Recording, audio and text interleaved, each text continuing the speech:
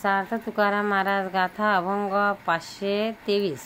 आमुच्या हे आले भागा जिव्हार या जगाचे, आमुच्या आले भागा जिव्हार या जगाचे, ठेवून या ठेलो जीवे बळकट भावे कविद, धरोनिया ठेलो जीवे बळकट भावे कविद, आनोनिया केला रूपा उभा सोपा जवळी, आनोनिया केला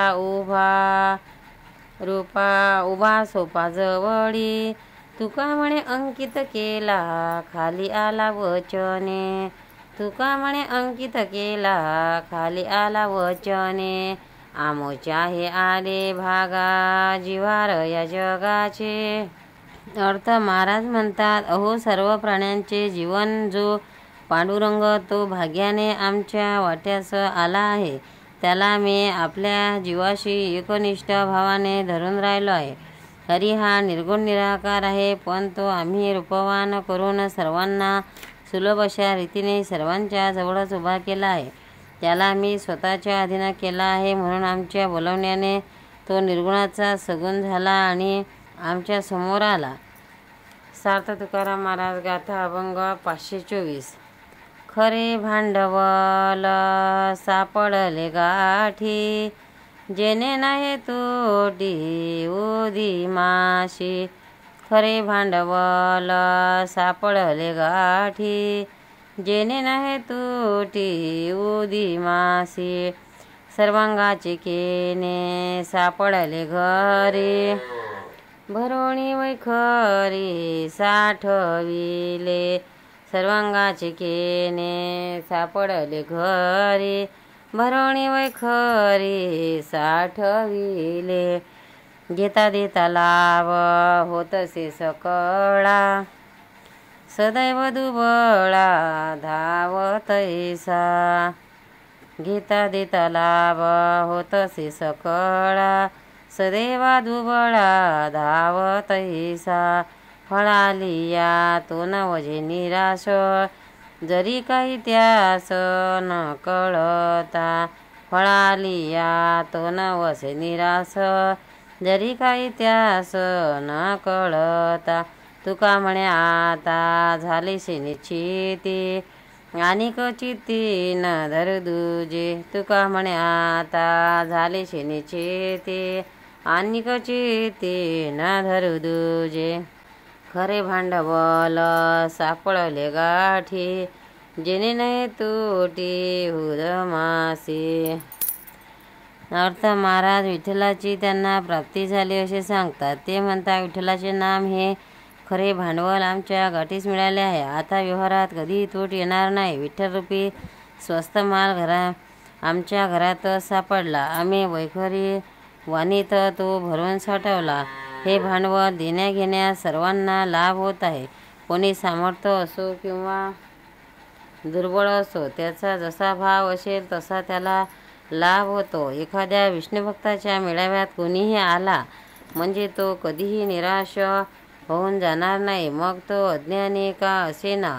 आता आम्हाला चिंता नाही. या विठ्ठल नामरूपी भांडवला वाचून चित्तात दुसरे काही धरणार नाही. सार्थ तुकाराम महाराज गाथा अभंग 525.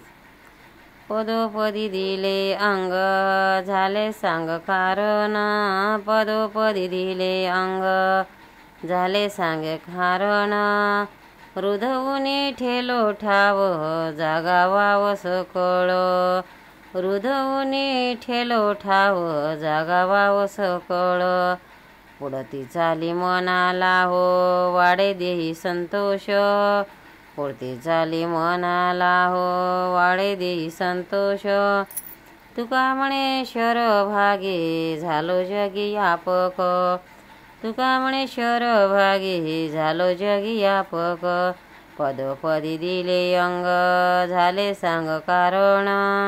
अर्थ स्वतःच्या स्थितीबद्दल महाराज म्हणतात, पावलोपावली मी आपले शरीरच हरीला दिल्यामुळे माझे संपूर्ण कार्य झाले. आता जेवढी म्हणून रिकामी जागा होती किंवा आहे ती सर्व व्यापून राहिले आहे. मनाची गती सतत पुढे असते, त्यात त्याला आनंद वाटतो आणि साधनेने देहाची वाटही नीट होते. क्षणोक्षणी नष्ट होणाऱ्या बाह्य जगाच्या रूपात आता मीच आत बाहेर व्यक्त होत आहे असा अनुभव येत आहे. संत तुकाराम महाराज गाथा अभंग 526. निवडोनी दिले नवनीत संचित ते भोगीते. निवडोनी दिले नवनीत संचित ते भोगीते. आता पुढे भाव सार जीवना थोर पाहावया. आता पुढे भाव सार जीवना थोर पाहावया. पारखियाचे पडिले हाती चाचपती आंधळी. पारखियाचे पडले हाती चाचपती आंधळी. तुका म्हणे शेवन घडे त्याशी जोळे लाभ हा.